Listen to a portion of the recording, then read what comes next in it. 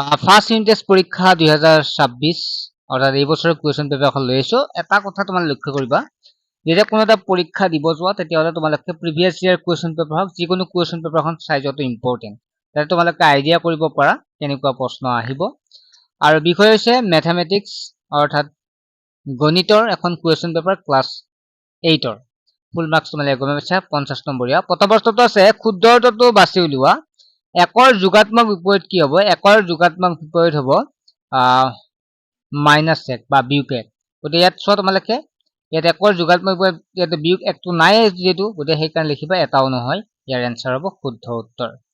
ছাত্ৰটিয়ে তাৰ আগতে তোমালোকে অৱগত কৰিব বিচাৰো, এটা ভাল খবৰ বুলিয়ে ক'ব বিচাৰো, কিয়নো যিসকল ছাত্ৰ ছাত্ৰীৰ টিউচনৰ অসুবিধা বা টিউচন কৰিবৰ কাৰণে পৰ্যাপ্ত পইচাৰ অসুবিধা বা টিউচনটো বহুতে অসুবিধা পায়, বুজি নাপায় বা অহা যোৱা কৰাৰ অসুবিধা হয়, যিয়ে নহওক যিসকলে এনেকুৱা প্ৰব্লেমত আছে তোমালোকৰ বাবে এটা অফাৰ আনিছো, য'ত আমি 999 টকাত আমি অনলাইন ক্লাছ, তাৰপিছত 599 আৰু এতিয়া একেবাৰে কমত আনিছো 70% অফাৰ, মাত্ৰ 299 টকা।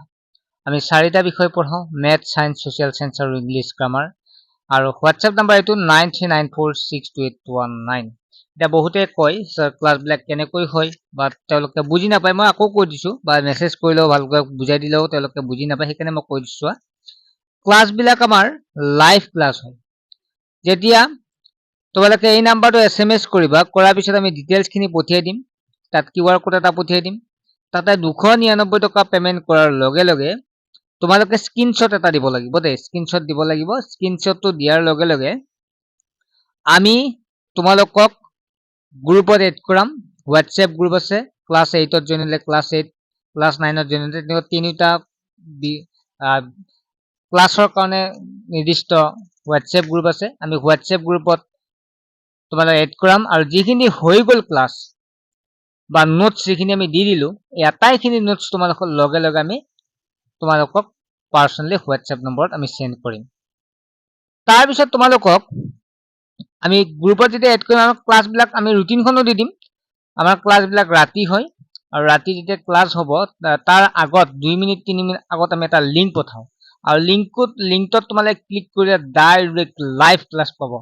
কিবা পৰা নাই ডাইৰেক্ট সুধিব পাৰিবা, আকৌ বুজাই দিম, আকৌ কিবা নোৱাৰিবা আকৌ সুধিব। মানে তোমালোকে কোনো চিন্তাই কৰিব নালাগে, আমি এজন ষ্টুডেণ্টক বুজি নোপোৱাকে আমি আগ নাবাঢ়ো, আমি আটাইখিনি বুজাই দিব চেষ্টা কৰো। গতিকে কৈছোৱে, যিসকল ছাত্ৰ ছাত্ৰী ওপৰে ভিডিঅ'টো চাই আছে তেওঁলোকে গ্ৰুপত জইন নহলেই ভাল, কিয়নো আমি ক্লাছ জইন হলে কিন্তু ক্লাছ কৰিব লাগিব।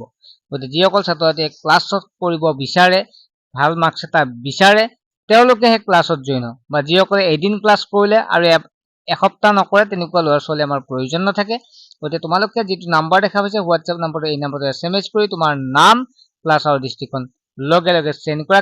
অফাৰ কেৱল কেইদিনমানৰ। কিছুমানে ভাবি আছে যে মই ক্লাছ পৰীক্ষাৰ পিছত জইন হ'ম, তেতিয়াহ'লে কিন্তু তোমালোকে ভৰিব লাগিব 999 টকা। এতিয়া অফাৰ আছে, গতিকে এতিয়া জইন হলেও তোমালোকে বছৰেকীয়া পৰীক্ষালৈকে পাবা, আৰু তোমালোকে পৰীক্ষাৰ পিছত জইন হলে তোমালোকে 999 টকা ভৰিব লাগিবই, লগতে তোমালোকে বছৰেকীয়া পৰীক্ষালৈকে পাবা। গতিকে 2 নম্বৰ প্ৰশ্নটো আহিছো, 12ৰ গুণাত্মক বিপৰীত কি?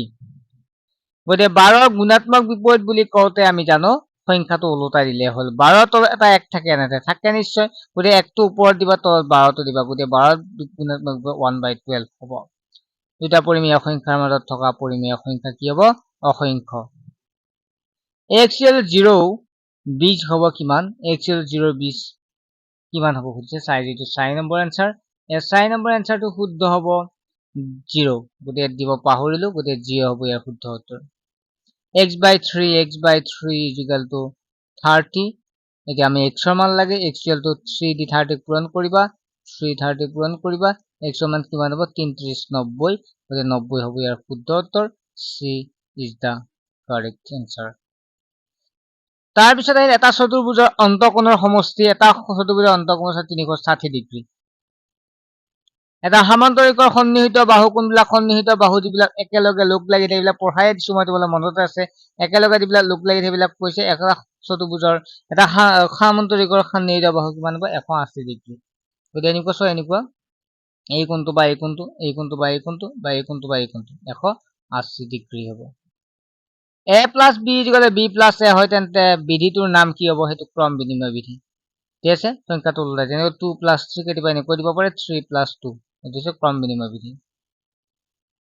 দুটা পৰিমেয় সংখ্যা শুদ্ধ নে অশুদ্ধ লিখিব দিছে দুটা পৰিমেয় সংখ্যাৰ যোগফল সদায় এটা পৰিমেয় সংখ্যা দুটা পৰিমেয় সংখ্যাৰ যোগফল সদায় এটা পৰিমেয় সংখ্যা এটা আমি কি পাম এটিও আমি শুদ্ধ কাৰণ দুটা পৰিমেয় সংখ্যাৰ যোগফল যেনেকৈ আমি 3 plus 2 এই তিনিটো পৰিমেয় দুইটো পৰিমেয় তিনিটা পাঁচটো এটা পৰিমেয় সংখ্যা গতিকে কি পাম দুটা পৰিমেয় সংখ্যাৰ যোগফল এটা পৰিমেয় সংখ্যা শুদ্ধ হয় পৰিমেয় সংখ্যাই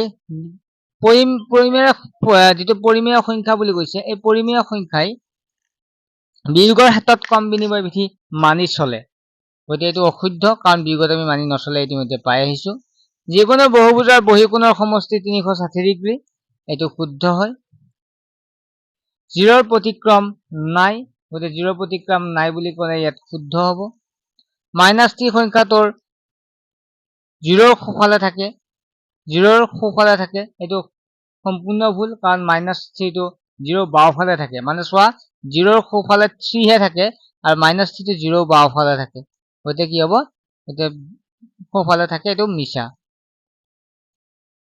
প্ৰতিক্ৰমৰ লগত একে হোৱা পৰিমেয় সংখ্যা কি প্ৰতিক্ৰমৰ লগত একে হোৱা পৰিমেয় সংখ্যা কি সুধিছে গতিকে 1 টো হ'ব হেনেকুৱা 1 টো হ'ব ইয়াৰ আনসাৰ আমাৰ ডিটেইল আলোচনা নকৰ ক্লাছত আলোচনা কৰিছোৱে যেহেতু ঠিক আছে ক্লাছত আলোচনা কৰিছোৱে ক্লাছত থকাখিনিতো আমি ভাল ৰিজাল্ট কৰিবই লাগিব হয় নহয় গতিকে সেইকাৰণে মই আকৌ কৈ আছো তোমালোকক জয়েন হৈ লোৱা আমাক কিছু দায়িত্ব দিয়া যে আমি তোমালোকক কিমান পাৰো চেষ্টা কৰি যাম ঠিক আছে এবাৰ কৰি চোৱা তাৰ পিছত তোমালোকে জানিবাই আমাৰ কৰিয়ে থাকিব পাৰিবা ঠিক আছে এটা নেক্সট হৈছে এটোৰ প্ৰতিক্ৰমে পূৰণ কৰা গতিকে -25 ডিভাইড বাই 26 ক প্ৰতিক্ৰমেৰে মানে 13/5 হ'ব গতিকে পূৰণ কৰিলে হ'ল 5 ৰে 25 ক কেইবাৰ যাব 5 5 গুণ 25 -5 থাকিল 6 এটো কিমান আছিল 6 ৰে কিমান হ'ব এটো 26 ক 13 ৰে 13 গুণ 24 গতিকে তোমালোকে তেনেকুৱাকে কৰিব পাৰিবা ঠিক আছে কৰি চাবা ইয়াত ডিটেইলছ আলোচনা কৰা অসুবিধাও হয়